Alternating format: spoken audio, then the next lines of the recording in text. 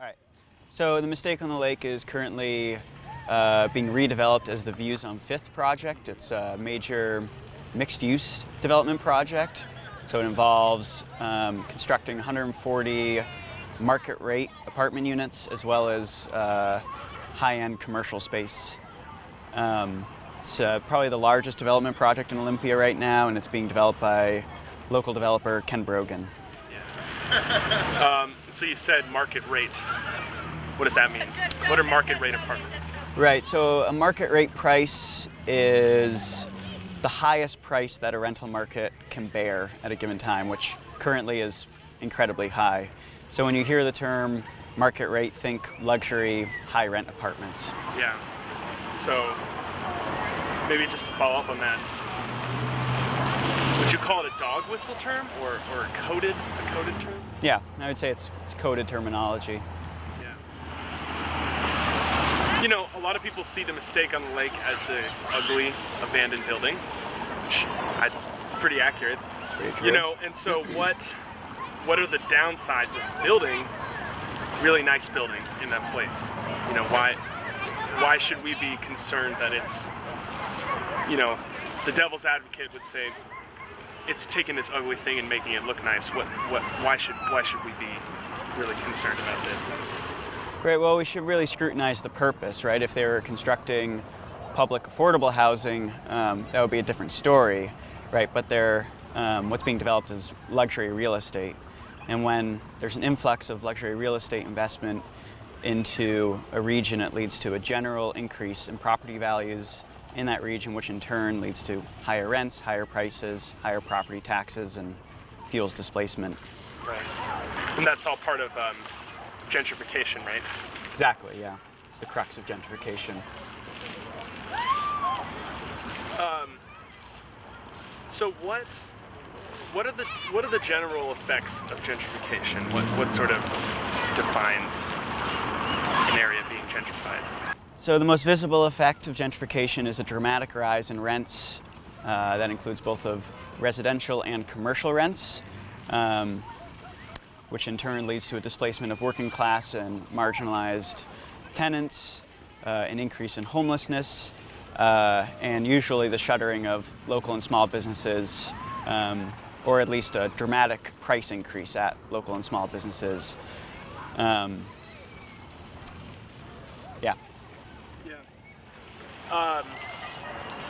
That was good. That was really nice. Okay. Quick. So, I know this is the question that was the hard one, but the general causes, right? So, what are generally speaking, why does gentrification happen? Well, there's a range of factors. I think one is rooted in the 1970s economic crisis. So in the 1970s, the economy collapsed and city governments lost their sources of tax revenue. They experienced fiscal crises. And so I think a major response amongst city governments at the time was to encourage and incentivize gentrification as a way of jumpstarting their urban economies and reviving sources of tax revenue. I would also say just generally over the last few decades of capitalist development, we've seen a new and heightened prominence of the role of real estate development and real estate investment in the economy as a whole. And it's kind of replaced manufacturing as the base of the economy. And we've also seen what you could call a hyper-commodification of housing, where housing is not at all built for dwelling space, but is only built in the interest of profit.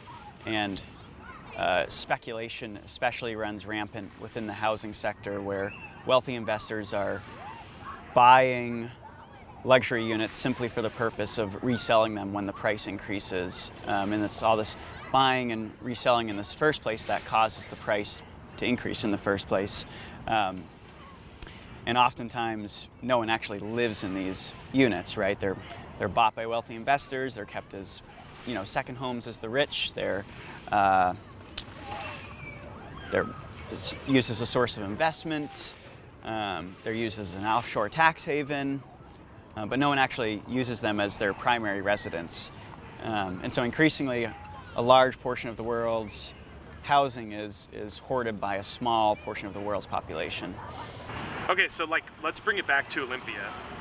You know, what's sparking gentrification locally?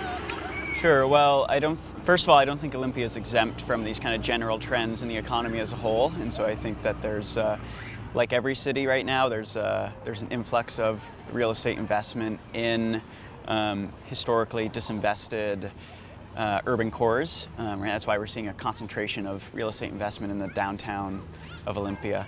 I would also say specifically regarding Olympia, the city government actively encourages tourism as kind of a catalyst for gentrification, and the city government also provides material incentives to developers through the provision of subsidies, tax credits, tax breaks, stuff like that. So they give tax breaks to developers to build luxury buildings. Exactly. Yeah.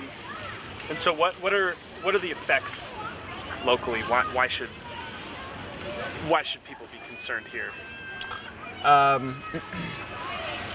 You know, it's a bit repetitive, but right, again. Yeah. Yeah.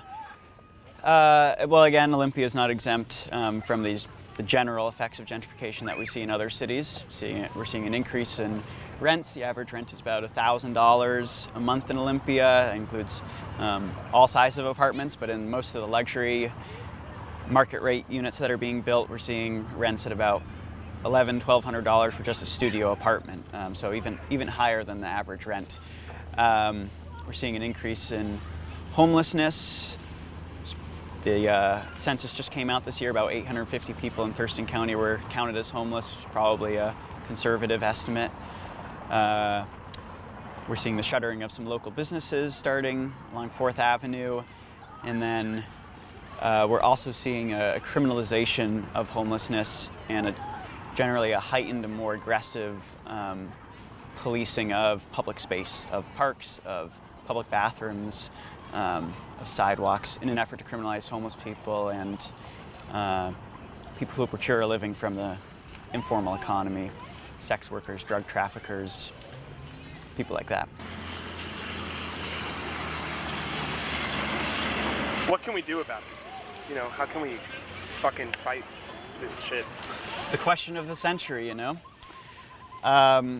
Well, I think if we're going to develop a coherent strategy for combating gentrification, we're going to have to be informed by a coherent analysis of gentrification. And I think, one of the problems, or one of the reasons why we've been so unsuccessful in fighting gentrification is because the dominant narrative just doesn't explain gentrification in an adequate manner. So the dominant narrative hyper scrutinizes and hyper focuses on the individual consumption habits of hipsters, yuppies, artists, certain lifestyle categories, and really kind of obscures the role of institutional actors such as governments, developers, landlords, banks, real estate companies, and the police. Right? And so I think this narrative really confuses cause with effect. And so I think if we're going to develop a strategy, it has to be rooted in a radical critique of these institutions and capitalism, which spawns these institutions. So I would say the most important strategy is grassroots neighborhood organizing with working class tenants, with homeowners, with homeless people who are the victims of gentrification, but who can also fight back. We need to be organizing direct action campaigns against developers. That can be protesting the construction sites, shutting down the construction sites, protesting the homes of developers, protesting the city government, which approves all these development projects. We need to be taking direct action against currently existing landlords who will try to raise the rent and will try to evict tenants in the process of gentrification.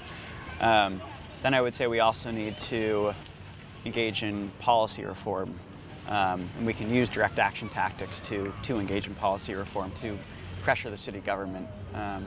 Policy solutions I would suggest are a sharp increase in expenditures for public and affordable housing, a windfall profits tax to kind of mitigate the effects of flipping real estate properties, and then just a general diversion of funding and resources away from police and prisons and into social services, shelters, housing, mental health care, and then finally an end to the criminalization of public space and the criminalization of homelessness, abolishing anti-loitering ordinances, abolishing public camping bans, stuff like that. Yeah. What are some groups that people can get involved in if they want to fight back? Right. The three I would suggest are Just Housing, which is a homeless solidarity group based in Olympia, Olympia Solidarity Network, which is a direct action-based workplace and housing justice group, and Olympia Assembly, which is a kind of right-to-the-city organization that engages in neighborhood organizes and seeks to nurture neighborhood-based direct democracy. Yeah, I don't know what else to say about that.